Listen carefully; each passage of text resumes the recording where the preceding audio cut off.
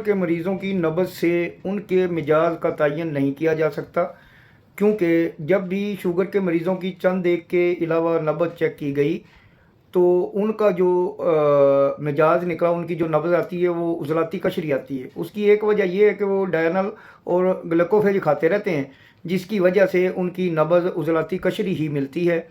इसलिए जो शुगर के मरीज़ हैं उनकी नब्ज़ से उनके मिजाज का तयन नहीं किया जा सकता। तो सबसे बड़ी बात जो है वो ये है कि आपको अगर तशख़ीस करनी है तो अगर आपको उज़लाती कशरी नब्ज़ मिले और उसमें ज़ोफ़ मिलता है तो आप उसके ज़ोफ़ का इलाज करेंगे, ना कि कशरी उज़लाती तहरीक का इलाज करेंगे। तो ये चीज़ें पॉइंट सबसे पहले देखनी चाहिए। अगर इन चीज़ों का तयन ना किया जाए तो मामला हल नहीं होते। अब मैंने शुगर के हवाले से वीडियो स्टार्ट कर दी हैं।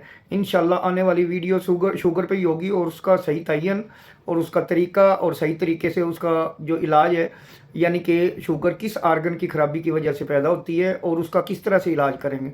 आंतों की सोजिश की वजह से पैदा हुई है तो उसका कैसे इलाज करेंगे।